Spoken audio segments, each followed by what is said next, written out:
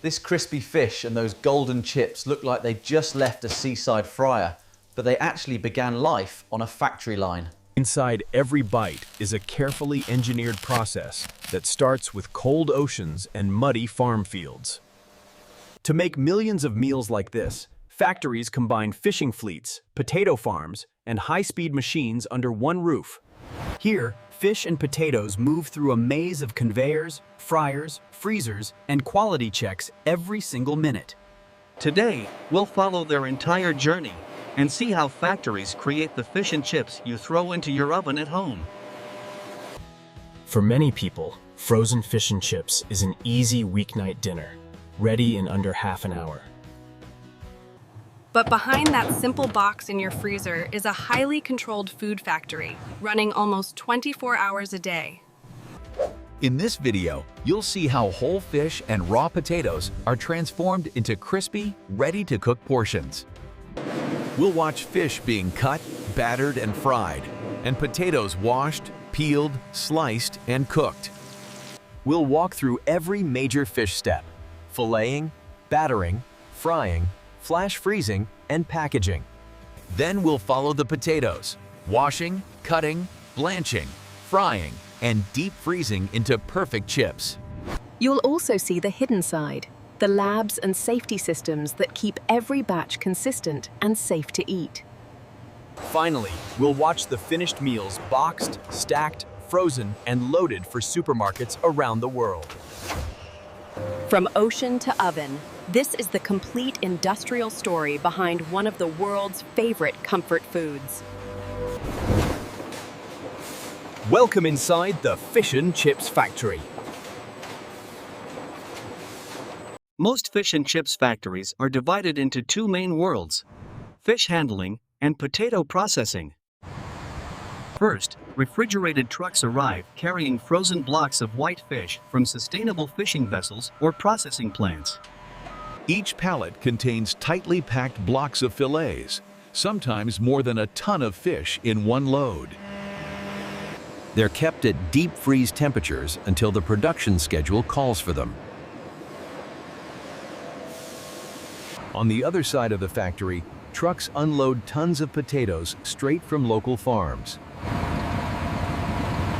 They arrive dirty, uneven, and full of stones and clumps of earth from the field. Before anything enters production, incoming loads are checked for quality, size, and basic defects. Samples of potatoes are taken to check for size, sugar content, and any signs of rot. Before the fish can be cut or battered, it needs to be carefully brought back from rock solid to workable.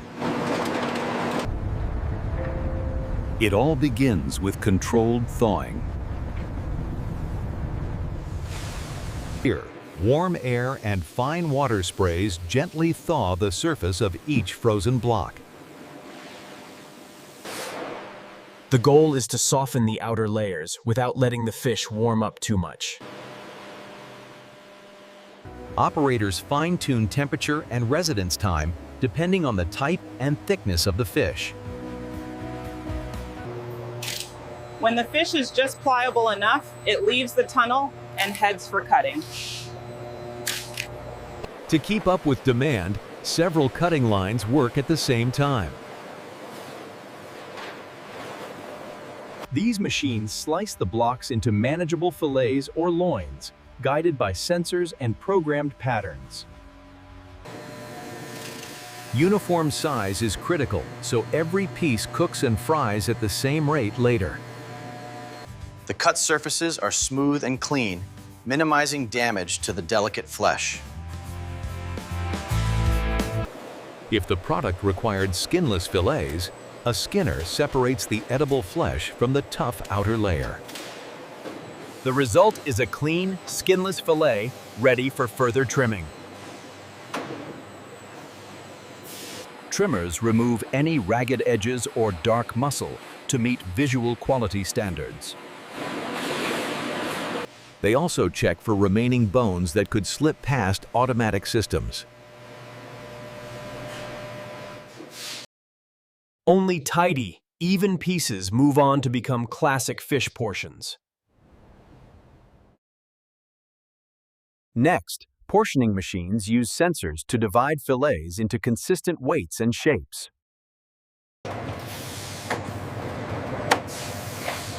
The cuts are planned so that very little fish is wasted. An inline scale weighs every single piece, ejecting any that fall outside tight weight limits. These rejected pieces can be reworked into different products instead of being wasted. Only consistent, accurately weighed portions continue toward the batter line. A final human check ensures presentation will look right when you open the box at home. Meanwhile, on another side of the hall, batter is being mixed, almost like in a bakery.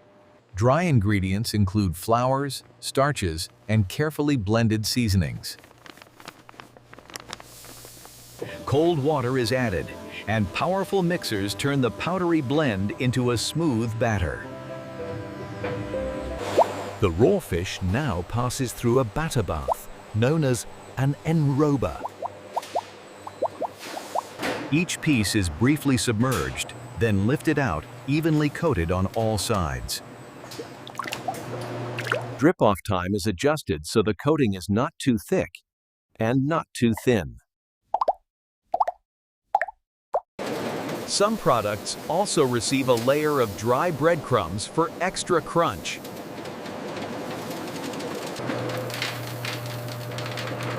The crumbs cling to the wet batter, then are pressed lightly to lock them and At this stage, they still look underwhelming, but frying will change everything. This massive fryer pre-cooks the fish in hot oil before freezing. The fillets ride through a bath of carefully controlled oil for just a few minutes. Temperature and time are tuned so the fish cooks through but doesn't over-brown. As water turns to steam, it puffs up the batter into that familiar, crisp shell. When they exit, they're hot, crisp on the outside, but only partially cooked. They immediately move into a cooling zone to bring down the surface temperature. Controlled cooling helps protect the texture before deep freezing. Operators compare the golden color to reference charts to keep every batch consistent. Next stop is the spiral freezer, where each fillet will be individually quick frozen. Powerful fans push extremely cold air over the fillets, freezing them solid in minutes. When they come out, they're fully cooked, stabilized, and ready to wait for the potatoes to catch up. These frozen fish portions will be held in cold storage until it's time to assemble the meals. Now we move to the potato side, where the future chips begin their transformation. Drum washers scrub the potatoes under high-pressure sprays until the skins are clean. They emerge cleaner, but still wearing their natural jackets. A flotation system separates out anything heavier, like stones, using simple physics. Clean potatoes move forward, while unwanted materials are diverted and discarded.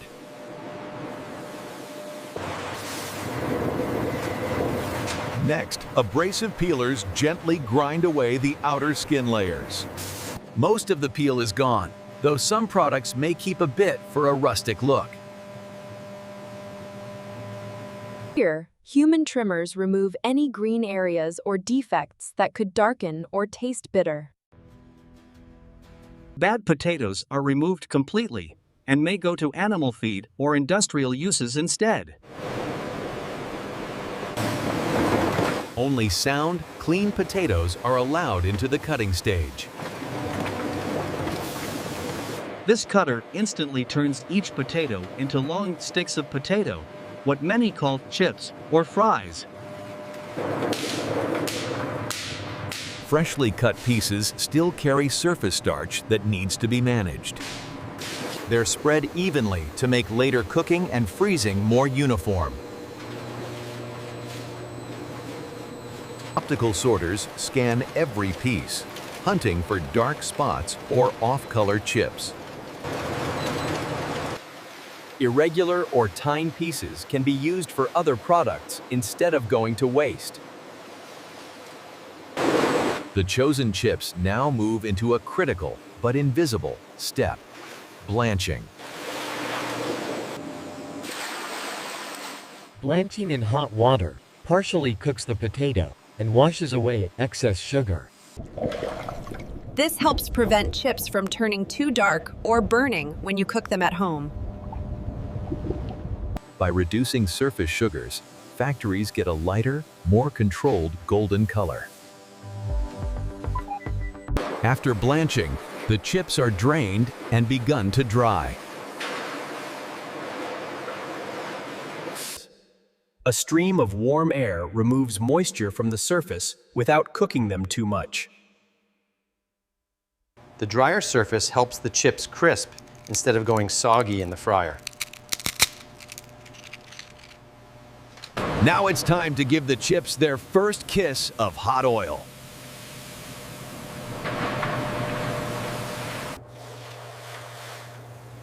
They're par-fried, which means partially fried just enough to set their exterior. This step develops flavor and structure, but full browning is left for your pan or oven. As with the fish, extra oil is drained off to keep fat levels under control. They're cooled quickly so they don't keep cooking and softening. Right now, they're firm but not crunchy, and that final crunch will come in your kitchen. The chips enter an individual quick freezer, where icy air freezes each piece separately. This keeps them from clumping together in the bag or tray. Within minutes, they're frozen solid, locking in the partially cooked structure. From here, they're ready to be weighed and paired with the fish fillets. Chilled storage bins feed chips continuously to match the fish line's speed. Now, for the first time, frozen fish and chips converge in the same room. Food factories enforce strict hygiene rules, starting with how people even enter the building. Hands, clothing, and footwear are all cleaned to stop outside contamination. Surfaces and products are routinely swabbed and tested for unwanted bacteria. Now it's time to bring everything together into the final products you see in the freezer aisle. Above the line, multi-head weighers measure out exact portions of fish. When the target weight is reached, the weigher releases 1 fillet per tray. Further down, another set of weighers controls the portion of chips. Frozen chips are dropped into the trays in carefully calculated amounts. Once filled and checked, the trays head for one more crucial freeze. When they emerge frozen through, the meals are ready to be sealed and boxed. A clear film lid is heat-sealed airtight over the tray to protect the food from air and contamination. Printed sleeves slide on, carrying cooking instructions, nutritional info, and brand design. Inkjet printers add batch codes and best before dates for traceability. Robotic arms group boxes into cases for easier stacking and shipping. Refrigerated trucks take over the cold chain, carrying the meals to distribution centers and supermarkets. All day and night, shipments come and go, keeping freezer aisles stocked. By the time you lift a box from your local store, the factory work is already done. All you see are neat fillets and chips, ready for your oven or air fryer. Inside that simple dinner is a chain of boats, farms, machines, and people dedicated to every crunchy bite. If you enjoyed seeing how fish and chips are made, subscribe for more factory stories from behind your everyday food.